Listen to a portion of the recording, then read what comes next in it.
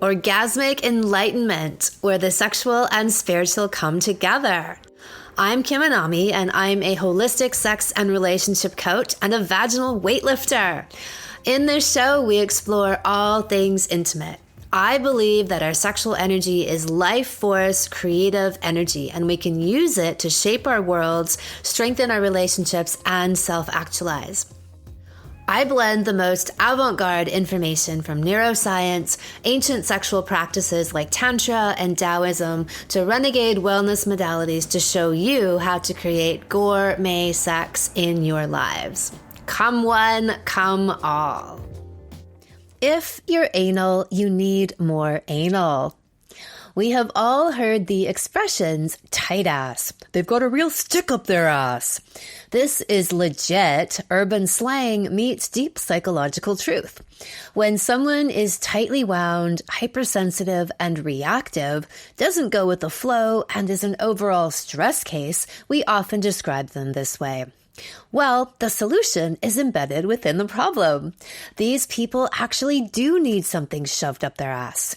In fact, we could look at it as a kind of compliment. When someone wants to shove our offer up our ass, they're actually doing us a favor and finding the cure for what ails us. A good ass pounding or a gentle ass prodding might be enough to do the trick. When people have a death grip so tight on their lives and are so afraid to let go into the abyss of losing control, when you feel like you are stuck in your head and you can't shut off your thoughts, the best medicine can be some ass play. This applies to both men and women. Unlike the mouth or vagina, one which self-lubricates and the other which people will often slather on the artificial lube, the ass is the ultimate truth teller. Thou shalt not pass the ass until or if you have properly opened and relaxed enough to allow entry. Yes, a lot of lube is always a good thing for the ass, but no amount of lube is going to make up for an ass on lockdown. It is an opening that has to be slowly, incrementally seduced. You have to let go in so many different parts of yourself to allow anal penetration. And it's in this very opening and letting go that your medicine lies. Anal orgasms or analgasms are very similar to cervical orgasms in women.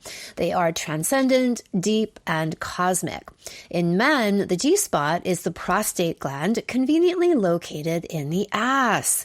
It acts as a turbo booster, deepening the pleasure and the physical and emotional intensity of orgasm. In Anami Land, we look at how to use sex acts as consciousness-expanding vehicles. Yes, we're all about more pleasurable sensations and ecstasy, but I am keenly aware and spend much of my days trying to show people how they can elevate their consciousness having more and better sex. Instead of various sex acts being simply boxes to tick and emulate from porn scenes, we find ways into them that reveal their deeper potential for spiritual awakening. That is what really turns me on. And that is where sex becomes your biggest personal growth tool for orgasmic and anal enlightenment. In today's episode, we chat with well-fucked All Atar Natalia from her native Poland. She talks about using anal stimulation as a meditative practice to open and relax her, and how it helped fuel her creativity, confidence, and flow. She was also a woman who didn't think the Anami Guarantee, which is all orgasms for all women, would apply to her. And she was wrong. Well-fucked All Stars! Welcome, Natalia. It's lovely to have you.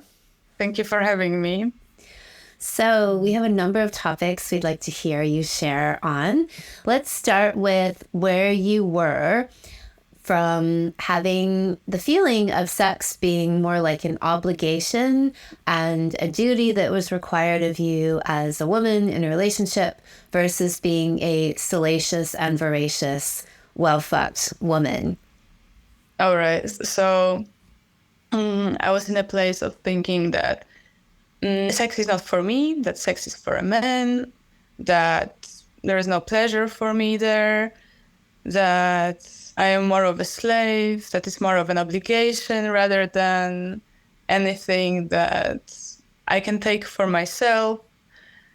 And yeah, your salon has changed that. And I came to a place, especially, okay, what's the most important is the butt plug story, where I was just having like this pure disgust and even like hatred sometimes when people were talking about it. About anal sex, you mean? Yeah, about anal sex and about anything that would be supposed to come in my asshole. That was just not really making me feel comfortable. And I would rather just skip this topic, skip the conversation, or I was not even curious. I just wanted to go because I had some bad experiences in the past. So it was just like a non-existing topic. And at the third week of your salon, I bought a butt plug myself. And of course, there has been like a lot to talk with myself about it, a lot to think about. And what made you take the leap if you were feeling an aversion towards anything anal? And then within 3 weeks, you were like, okay, I'm going to get a butt plug. What changed your mind and opened you up to the possibility? What was the argument that turned it for you? I felt like if there is more people that talk about it and enjoy it, it means that it's possible. So something is wrong with me and my attitude. And there is something that I could discover, but I am pulling myself back from discovering it. So basically it was me understanding that, okay, it's not something wrong with everyone in the world liking it. It's rather the opposite. It's rather me having a problem with it. So yeah, that was the understanding of, okay, Natalia, there is something that you could actually just try and see, right? So you got a butt plug, and then what happened? And then I remember I was just discovering it like a little girl. I think I just didn't really have this moments before, just me and butt plug discovery. Before I just jumped into it, like my partner really wanted, so I didn't really have time to adjust to it and feel into it. So the first thing I did after buying the butt plug, that was just coming from my pure desire of experiment, I was just giving myself time. And first I bought it, I put it on the side of my bed, I was looking at it, I was talking to it, I was making friends with it, I was touching it, putting it on the shelf like a sculpture, and just feeling into it.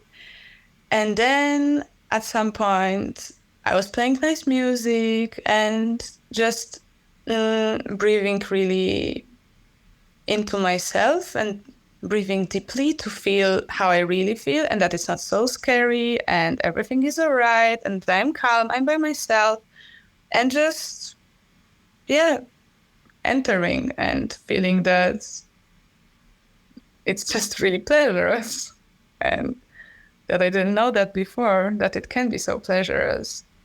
And yeah, it's changed my entire attitude to it. Now it sounds so simple, but it felt like such a huge step. I don't even know how to put it in words because it sounds so simple right now. And you were like using the butt plug quite a bit, right? Like you were wearing it around and doing work with it. So tell us a bit about that, because you weren't just, putting it in for a bit. You were having some long periods of time. All right. So there has been this period of my life right after we finished with the salons. I was supposed to finish a project. I was doing a master project on fine arts academy, and there has been a part of the project that was really technical. I was working in a carpentry workshop. I felt this is no longer in my interest to do such heavy works and to be surrounded with dust and noise of the machines.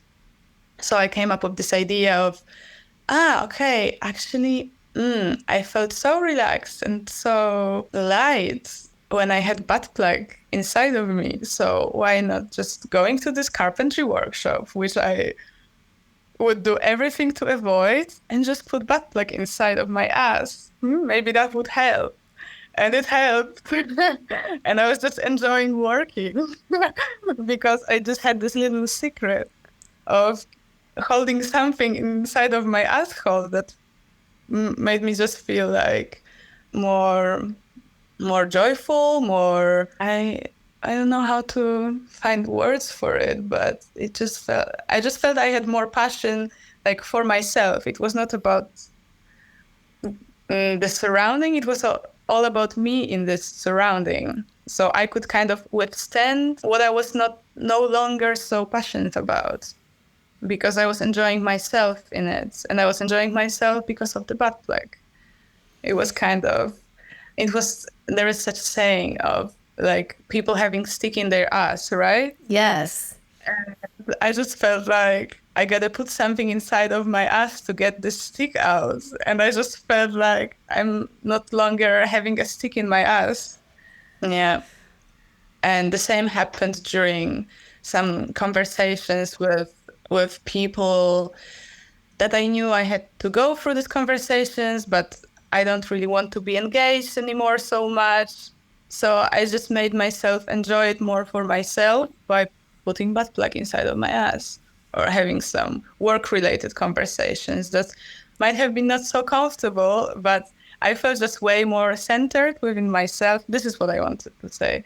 I felt way more centered within myself while wearing the butt plug, and just withstanding whatever comes, and being more centered with my answers, with my being. And yeah, I was just having this like hilarious experiment of talking to people I knew they would not understand why I'm doing it. And I would not even tell them because I knew it wouldn't have made any sense. But this contrast of them having this huge like discomfort of talking about sex also, and being kind of trapped into this reality of sex not being an open topic, and religion and stuff, and me just having a conversation with them and putting butt plug in my ass was just really comforting me a lot.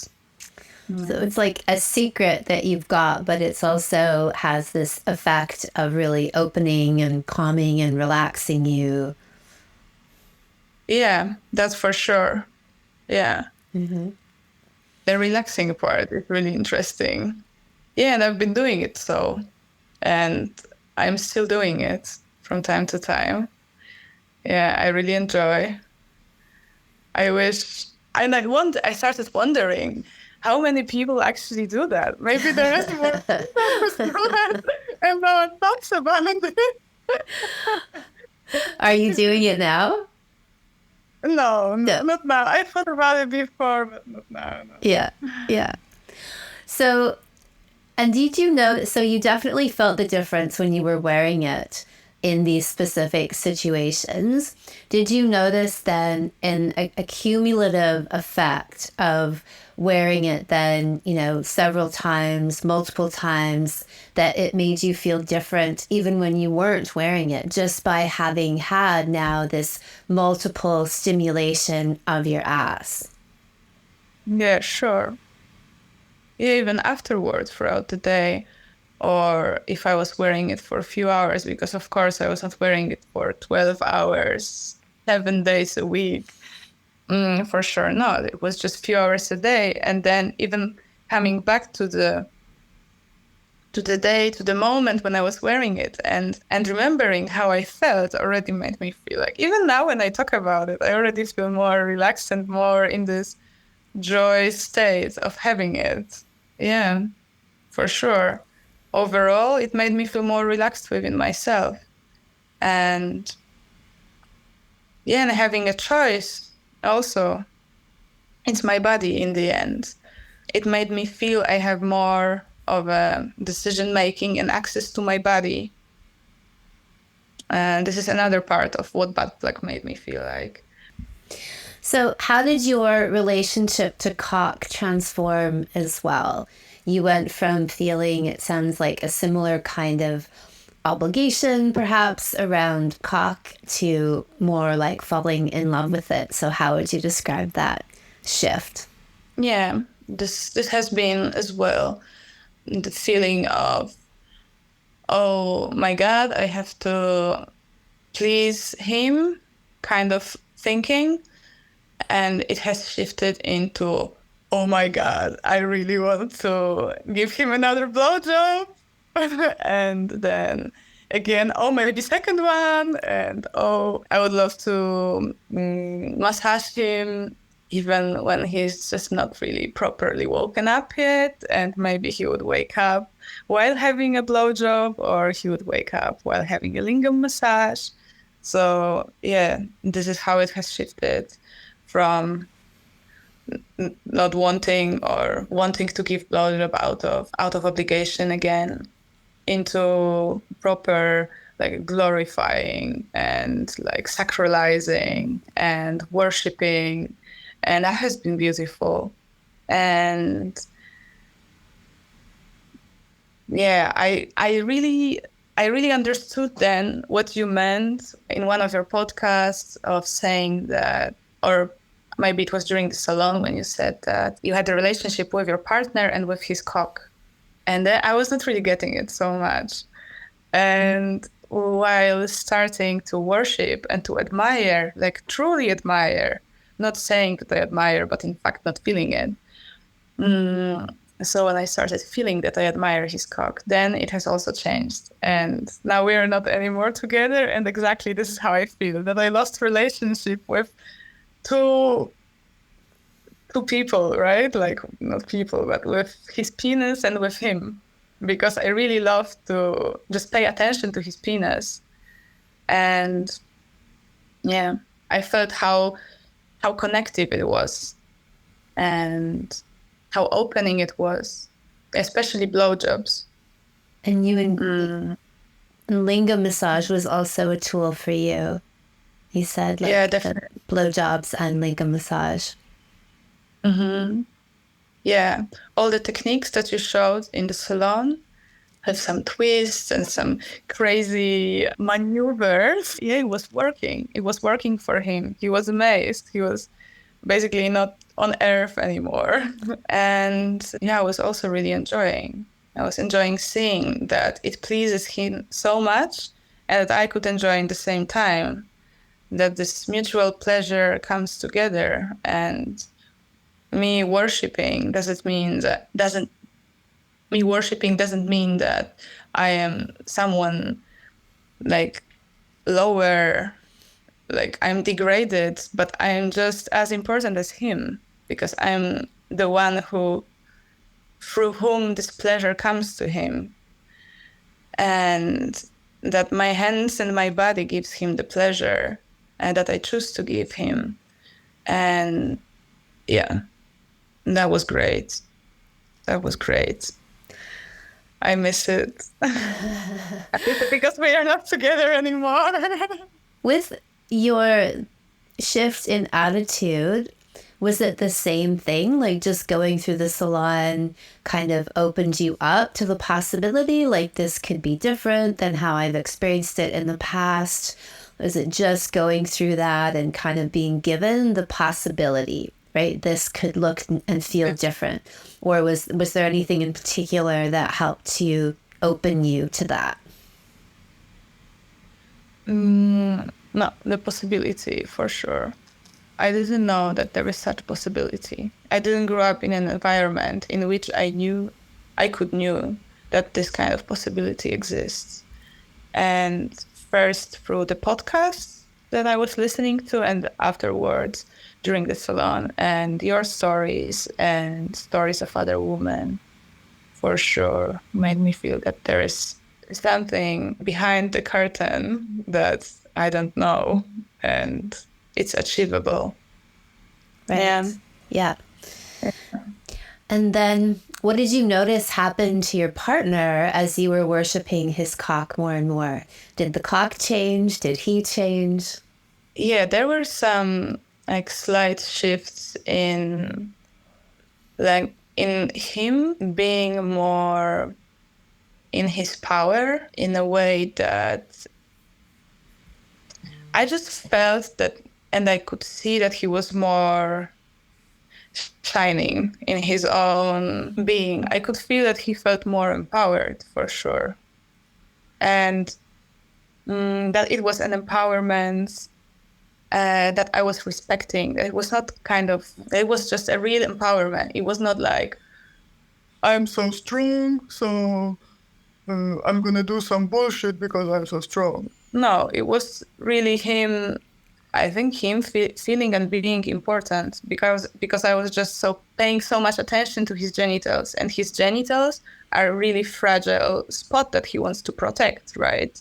So, yeah. So when he was seen with his genitals and when he was pleased, then just automatically he was just getting more in his power. Right. So you also talked about your yoni having more of a communication with you these days. Yeah, nicely said. Yeah, I felt that my yoni was communicating when I was feeling excited and I was not really understanding. For sure I'll give an example of the argues of how you called it block clearing. Mm-hmm. And when there has been some topics that I was not really happy about, and we were having some rough conversation with my partner, and at some point I could feel exactly that my pussy was getting wet, and I was like, what the heck? Like, why? We are just having an argue. Why am I getting wet? And then I was understanding that we came to a conclusion that I finally understood him and he understood me. So then, argue was over because my pussy was already showing me that it's over. So my body was kind of giving me an information before my reason thinking, my intellectual mind could grab it. And that was also quite crazy. And the same happened after an important project for me, after me talking in front of many people and talking about the project that was really coming from my heart. And it never happened to me after any project before. So that was a really good indicator that my pussy was so wet. Yeah. And that was the moment, that I started understanding that, okay, this is where I can get information from. Oh, and talking about that, now I remember, I wanted to tell you, this is actually a scene from one of my favorite movies in which there has been such a scenario of a head of a big factory talking to his wife that was not, he was communicating with his wife in such a way that he was checking what was the answer for the really important deals and really important questions of the business by putting a finger into her pussy and checking if it was wet or not. And if it was wet, the answer was yes. And if it was not, the answer was no. And then he was making a deal. And just when I saw it in the movie, I didn't really understand this scene so well because I was not really one side. But afterwards, now, I just understand it so good. That is hilarious. What movie is that? It's The Holy Mountain from Alejandro Jodorowsky. It's a really good movie about identities and abolishing the walls about identities. But this scene especially, it also touches a lot of topics about sexuality and identity related to that. That's so Anami. Because we have those, we talk about this all the time, like the pussy knows, right? You can get excited about a project and there's no sexual touch happening and your pussy will gush because you are feeling this creative arousal happening that's creative and orgasmic at the same time. So I love that this is something that other people are experiencing and put in a movie. Yes. Yeah. And yeah, that's true. And that's the movie from 1973. Wow. Already some time ago. Yeah. They don't make them like they used to. Jeez. Yeah. Wow. That's incredible. So, how Uh-huh. about your self-pleasuring journey? What happened there with masturbation? So I went from not wanting to touch myself or doing it once a month or not wanting to talk about it also. And it was just like a part of my body that I cannot go to. It was like, no way. It's like a big sign of don't go there. And I went to just wanting to touch myself randomly throughout the day or before going to bed or after waking up. Also, sex dates with myself were changing a lot. Yeah, giving myself time to explore my body, to give my body the pleasure, attention. So right now I'm masturbating like 3 times a week. And as from doing it once per 2 months, it's already a lot. And same question there, because some women have a real aversion to masturbating. Actually, I was on call today and talking about how men really don't have that aversion, right? Like if you say, go touch yourself, they'll run off and, okay, sure, no problem. But with a woman, it's not always the same kind of permission or self-permission or self-knowledge. So again, was this just you hoping that, okay, I believe it could be different and doing it? Or was there some kind of catalyst, some event that really changed it for you?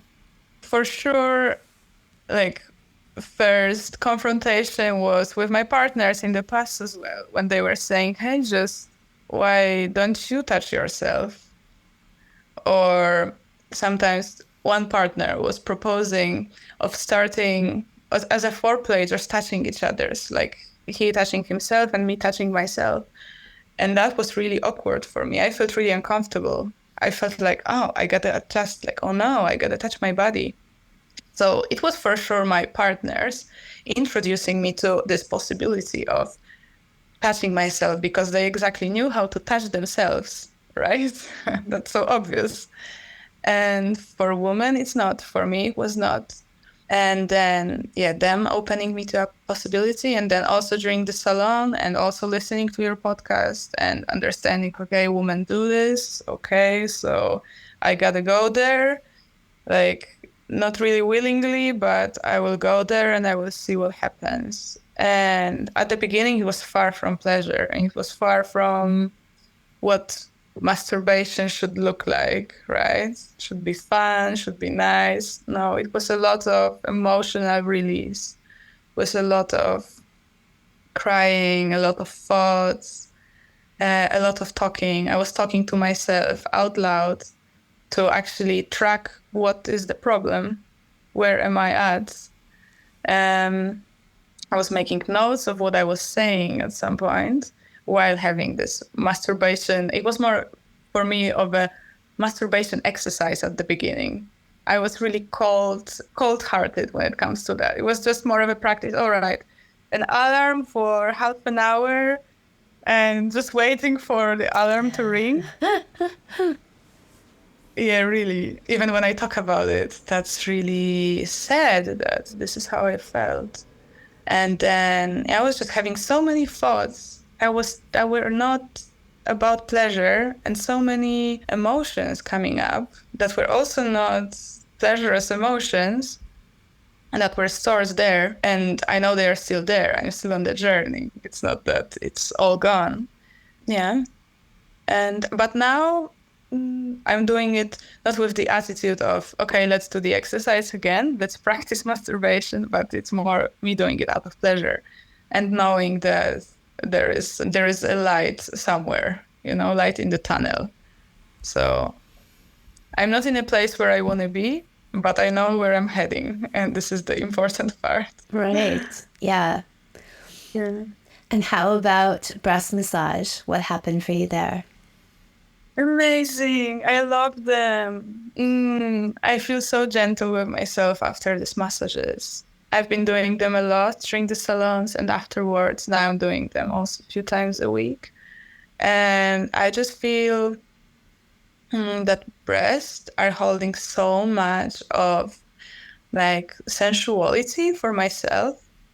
And this combined with masturbation and this combined with, or when my partners are licking me and touching my breast in the same time.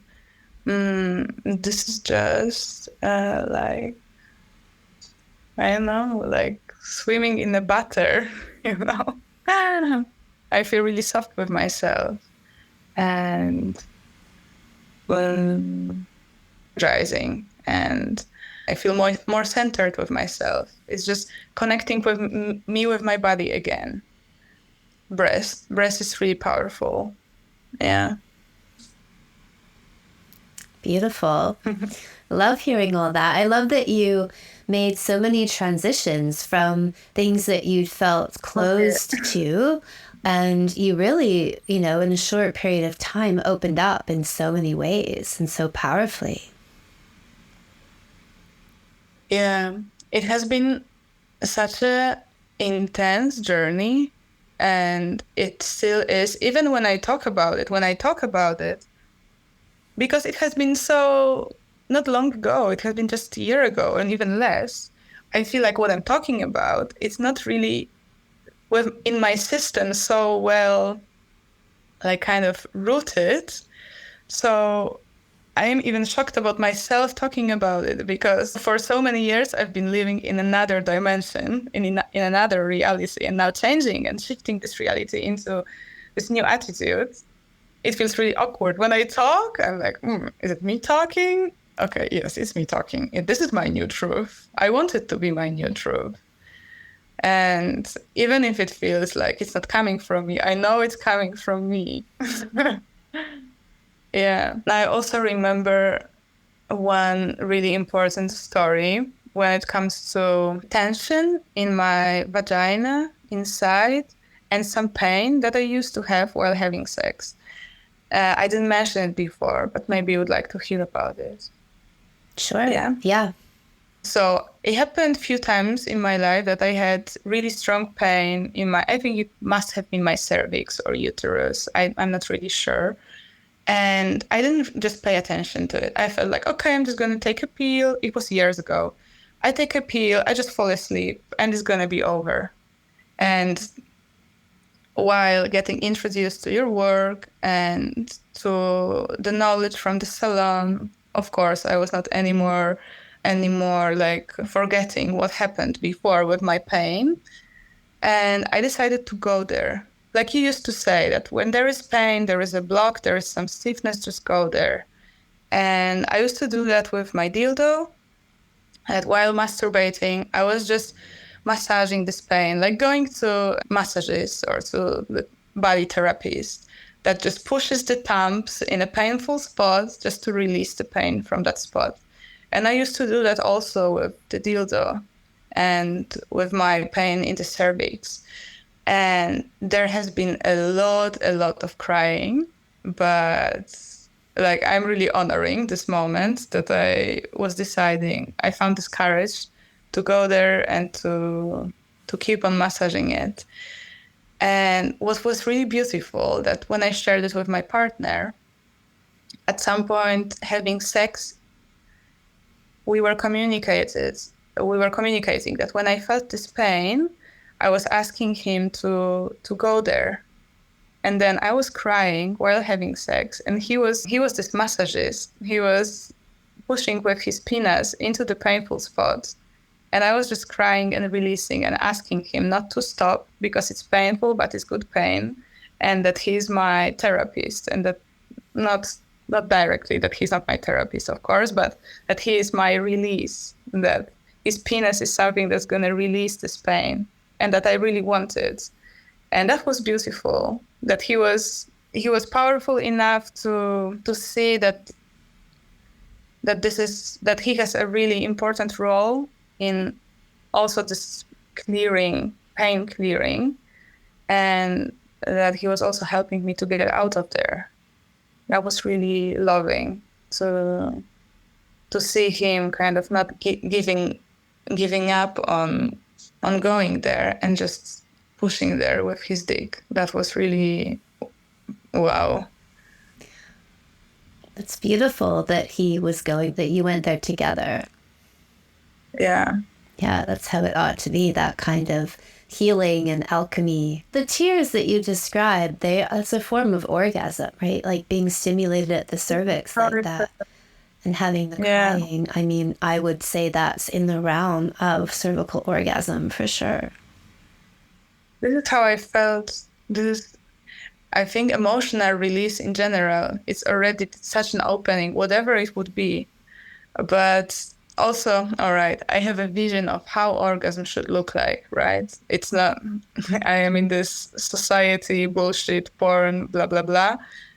So when I talk about crying, like, I don't know if I could identify it as orgasm. I'm still in this place of a journey where I could feel that it was really releasing, but for sure that was releasing, and orgasm is supposed to be releasing. So then it is, and cervical orgasms in particular, right? Like that in the moment they might feel intense and cathartic and deeply emotional. And then afterward, we feel that sense of lightness and euphoria and pleasure that maybe in the moment it's more intensity, right? Because we have things to clear. And that's the gift of these deeper orgasms, that they help us to do that. I've even talked about how for years my cervical orgasms involved crying and releasing things. And then eventually they transitioned into being more light-hearted, open, ecstasy in the moment. They always were after. My experience after was always feeling like a deep sense of calm and relaxation and, like I said, a high, a euphoria. But now that happens more in the moment as well. But I think that's just the product of years of clearing and releasing. Right? When we've cleared enough, then that shift happens. Yeah, everything you say makes sense. And yeah, all the like after effects of this crying release was as you described. So I agree on classifying it as emotional orgasm. Mm-hmm. Yeah. Yeah. Was there anything else that you'd like to add to your story?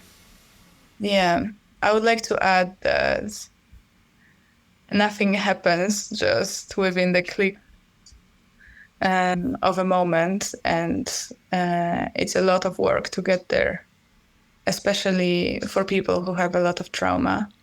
And for me, and I was just thinking that it's either people having it, this possibility to have orgasms and to enjoy their bodies and love sex and be wet, but it's about making the possibility for myself and for yourself.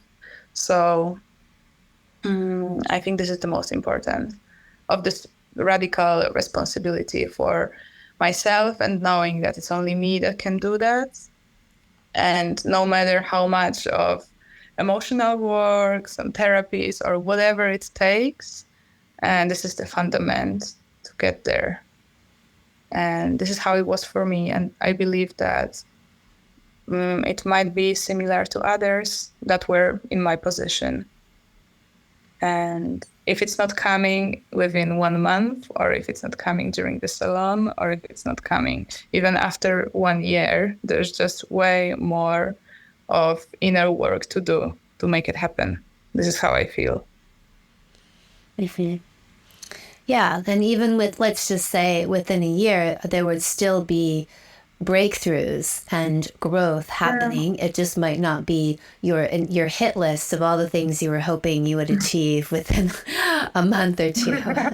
I do have another question. So with all of these things that shifted for you, like so many different attitudes around so many different sex acts and parts of your own body and getting to know yourself better, What did you notice change for you in your outer life, right? Because we're always talking about how when we have these incredible experiences sexually, it changes who we are and how we show up in the world. So you have talked about these incidents where you've, say, been wearing your butt plug and you were able to handle situations very differently with much more ease and grace and confidence. Is there an overall series of effects that you would say you've seen as a result of all of these different changes happening for you in your sex life? For sure, I feel that I have found more courage to take what I want and to make the way towards what I want. And that I have understood also that I was not really on the right path with my career that I'm changing now. That was also being already changed kind of after the salon, but the more I'm getting, the more access I have to my body, the deeper I go with sexual work, the more I'm actually changing the direction of my career, which is like slowly shifting. And I have heard from people saying that I was getting more, that I'm calm, that I was getting more calm and confident with myself. Whatever it, even when I was not really seeing it so well, because for me it was kind of new normal, they could see that. Yeah. And yeah, I feel a bit shy also talking about it, because I feel like I wanted to be already somewhere else, but I know that these changes are happening slowly, but for sure that there has been more confidence within myself. Mm-hmm. I love it. Yeah. It's great to hear. Well, thank you so much for sharing your breakthroughs and experiences with us, Natalia. Very inspiring and some very funny, cute little stories in there as well. Thank you. Thank you for having me. My legendary Well Fucked Woman Salon opens at the end of June. In this 10-week online program, you will learn all the secrets of anal, cervical, breast, and throat enlightenment. We also cover self-pleasuring 101, cock whispering, oral and manual pleasuring techniques for your man, breast massage to tone, lift, and activate the orgasmic potential of the breasts, how to use the power of surrender and your feminine energy to manifest everything you want in your life so that it feels effortless and like it's falling into your lap, because your lap is what attracts it. To check out the free preview video series and be notified of when we open registration for the salon, go to kimanami.com, look for Sexual Savant Salons, and click on How to Be a Well-Fucked Woman. Thank you so much for listening. If you haven't already, subscribe and also leave a review. And send someone else the gift of a healthy libido and an off-the-charts love life by sharing this episode with them. We'll be back next week, and in the meantime, many happy orgasms.